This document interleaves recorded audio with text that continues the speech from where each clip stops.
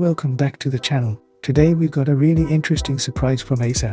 No, not a new laptop, not a new monitor. Acer just dropped a Google TV streaming box. And honestly, this one looks way more exciting than you'd expect. Let's talk about why. So here's the deal. Acer unveiled the Acer 4K UHD Google TV Box, also known as the AI TV. Now, most of us know Acer for laptops, Chromebooks, and monitors, right? But this time they're entering the streaming device market. And trust me, they've taken a totally different approach compared to the usual Roku or Fire Stick.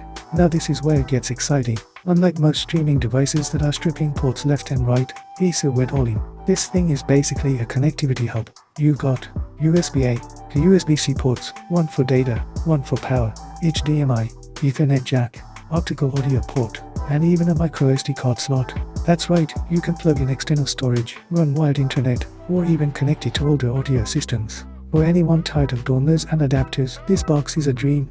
Under the hood, it's a bit of a mixed bag. The AI TV comes with 32GB of storage, which is way more than most budget boxes give you. It's running an Amlogic S905X5M processor and supports Wi-Fi 6. But it only has 2GB of RAM. That might be fine for casual streaming. But if you're juggling lots of apps or expect buttery smooth performance, you might notice some slowdowns. Now here's the kicker.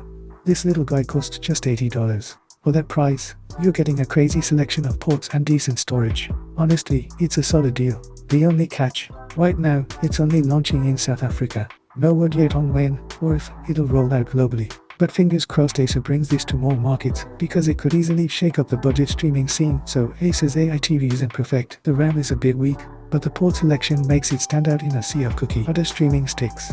If Acer decides to launch this worldwide, it might just be the most versatile budget streamer of 2025. Let me know in the comments, would you pick this over a Chromecast or Fire TV stick? Or do you think all those ports are overkill? Don't forget to like, subscribe, and I'll catch you in the next one.